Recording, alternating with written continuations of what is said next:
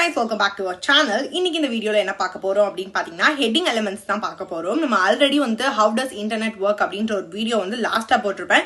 So நீங்க இன்னும் அத பார்க்கல அப்படினா மறக்காம அத பார்த்துட்டு வந்துருங்க because அதுல பேசிக்கான HTML, CSS and JavaScript எதுக்கு யூஸ் பண்றாங்க and internet எப்படி வர்க் ஆகுது அப்படின்றதெல்லாம் எக்ஸ்பிளைன் பண்ணிருப்பேன். சோ அந்த வீடியோ பார்த்துட்டு இந்த வீடியோ வந்து பாருங்க. இந்த வீடியோல நம்ம என்ன பார்க்க போறோம் அப்படினு பாத்தீங்கன்னா HTML ல இருக்க heading element எப்படி வர்க் ஆகுது அப்படின்றத பார்த்துட்டு உங்களுக்கு ஒரு எக்சர்சைஸ் டாஸ்க்கும் கொடுக்க போறேன். சோ இந்த வீடியோவை எந்த ஒரு இடத்துலயும் ஸ்கிப் பண்ணாம வீடியோ ஃபுல்லா பாருங்க. லாஸ்ட் டைம் வந்து நான் PPT ரெடி பண்ணிருந்தேன், பட் இந்த டைம் என்னால PPT ரெடி பண்ண முடியாதனால ஜஸ்ட் ஸ்மால் டாபிக் தான் HTML ல ஹெட்டிங் டேக். சோ அதுக்காக நான் ஹேண்ட் ரிட்டன் நோட்ஸே வந்து உங்களுக்காக ஷோ பண்றேன். சோ அதுல தான் நான் வந்து டீச் பண்ண போறேன். சோ வாங்க அது என்ன அப்படின்றத பாத்துடலாம். பாத்தீங்கன்னா இன்ட்ரோடக்ஷன் டு HTML லாஸ்ட் டைமே நான் HTML அப்படின்னா என்னன்றத பிரீஃபா எக்ஸ்பிளைன் பண்ணிட்டேன். ஹைப்பர் டெக்ஸ்ட் மார்க்அப் லாங்குவேஜ் அதோட எக்ஸ்பான்ஷன். ஹைப்பர் டெக்ஸ்ட் நம்ம எதை சொல்லுவோம் அப்படின்னு பாத்தீங்கன்னா பீஸ் ஆஃப் டெக்ஸ்ட்.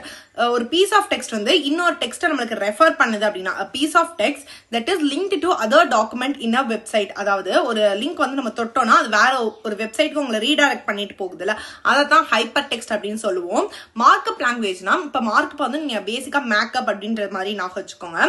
இப்போ ஒரு டெக்ஸ்ட் இருக்குன்னா அதை போல்டா டிஸ்பிளே பண்றதா இருக்கட்டும், இல்ல இட்டாலிக் ஸ்டைல்ல உங்களுக்கு டிஸ்பிளே பண்றதா இருக்கட்டும், இல்ல அந்த லைன் வந்து அண்டர்லைன் பண்ணியிருக்கதா, ஒரு டெக்ஸ்ட் கீழே அண்டர்லைன் பண்ணியிருக்கதா இருக்கட்டும். இது மாதிரி நம்ம வந்து அதுக்கு ஒரு மேக்கப் அதை வந்துட்டு நம்ம மார்க்அப் பண்றோம்ல, சோ அதை தான் மார்க்அப் லாங்குவேஜ் அப்படின்னு சொல்லுவாங்க. சோ இதுக்காக தான் HTML வந்து யூஸ் பண்ணுவாங்க.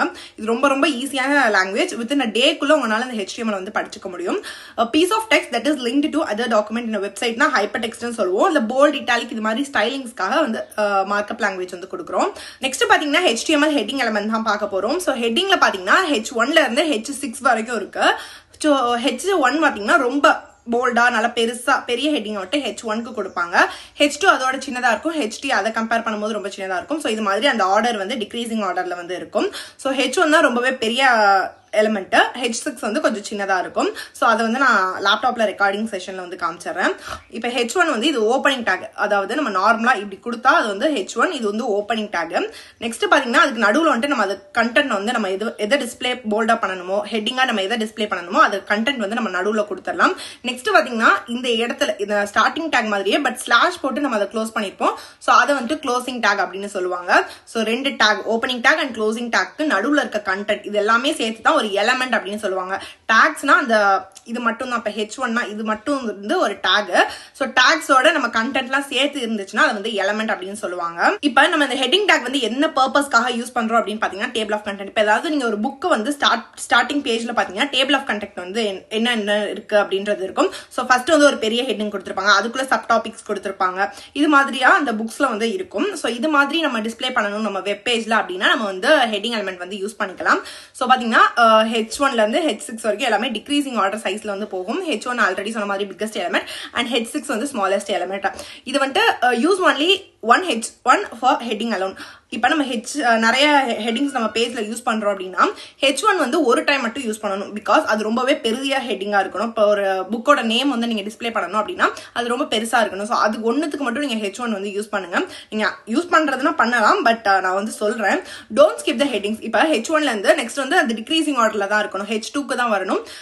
டேரக்டா நீங்க வந்து H3 போறத வந்து இந்த இடத்துல நீங்க அவாய்ட் பண்ணிக்கணும். இப்ப H1 இருந்துச்சுன்னா நெக்ஸ்ட் H2, நெக்ஸ்ட் H3 இது மாதிரி டிக்ரீசிங் ஆர்டர்ல தான் வந்து இருக்கணும் அப்படின்னு சொல்றேன். இது வந்துட்டு கம்பல்சரியான ரூல்ஸ் கிடையாது, but you can follow this. So வாங்க இதுக்கான ரெக்கார்டிங் செஷன் வந்து பாத்துடலாம். ஹலோ கைஸ், நேத்து வீடியோலயே இதை நான் சொல்லியிருக்கணும் அப்படின்னு நினைச்சேன், பட் என்னால சொல்ல முடியல, மறந்துட்டேன். சோ இந்த வீடியோல நான் அதை வந்து சொல்லிட்டு அதுக்கப்புறம் ஹெட்டிங் எலிமெண்ட் வந்து ஸ்டார்ட் பண்றேன். உங்களுடைய வெப் பிரவுசர் எதுவா இருந்தாலும் அதுக்குள்ள வந்து போய்க்கோங்க. சோ நான் வந்து கூகுள் குரோம் யூஸ் பண்றேன். சோ இதை போயிட்டு நீங்க வந்து அந்த பேஜ்ல ஏதாவது ஒரு இடத்துல வச்சுட்டு ரைட் கிளிக் பண்ணுங்க. தென் இன்ஸ்பெக்ட் அப்படின்னு இருக்கும். சோ இன்ஸ்பெக்ட் பட்டன் வந்து நீங்க கிளிக் பண்ணிக்கோங்க. கிளிக் பண்ண உடனே இது மாதிரி ஒரு சின்ன ஐகான் இருக்கும். சோ அந்த ஃபர்ஸ்ட் ஐகான் இருக்குல்ல, சோ அதை வந்து நீங்க கிளிக் பண்ணிக்கோங்க.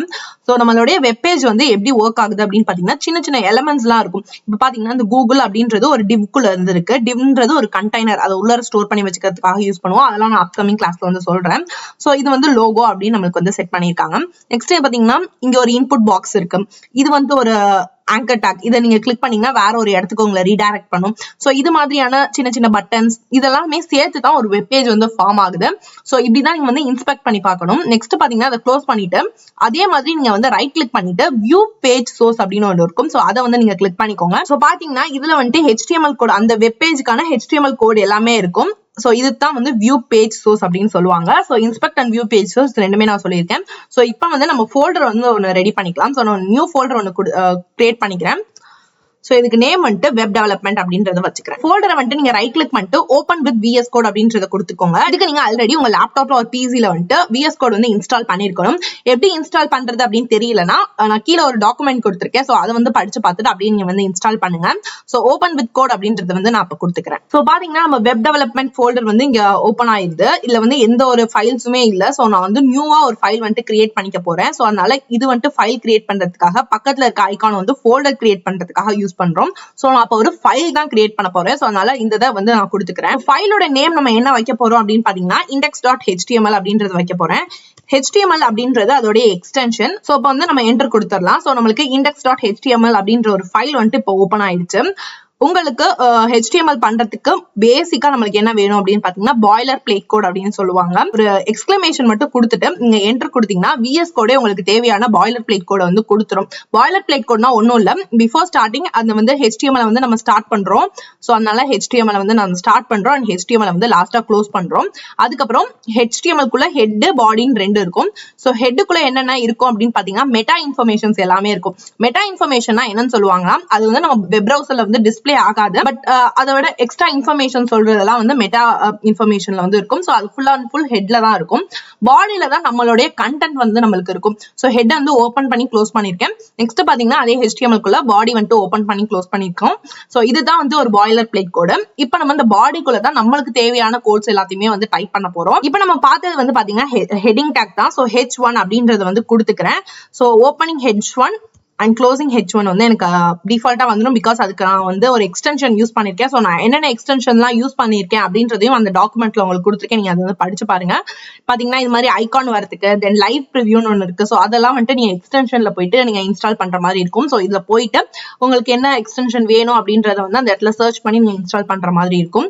ஸோ அதை வந்து நான் டாக்குமெண்டா உங்களுக்கு கீழே கொடுத்துட்றேன். இப்போ பாத்தீங்கன்னா H1ன்றது லார்ஜஸ்ட் ஹெட்டிங் அப்படின்னு நான் சொல்லியிருக்கேன். ஸோ இது வந்து ஹெட்டிங் 1 அப்படின்றது வந்து நான் கொடுத்துக்கிறேன். நெக்ஸ்ட் இதே மாதிரி தான் H2 வந்து இதை விட சின்னதா இருக்கும். ஸோ அதுக்கு வந்துட்டு நான் ஹெட்டிங் 2 அப்படின்றத கொடுத்துக்கிறேன். இதே மாதிரி தான் எல்லா ஹெட்டிங்ஸுமே H3, H4, H5 and H6 வரைக்கும் தான் இருக்கு. H7 நீங்க டைப் பண்ணிடாதீங்க. பிகாஸ் HTML வந்து H7 அப்படின்ற ஒரு ஹெட்டிங்கே இல்ல.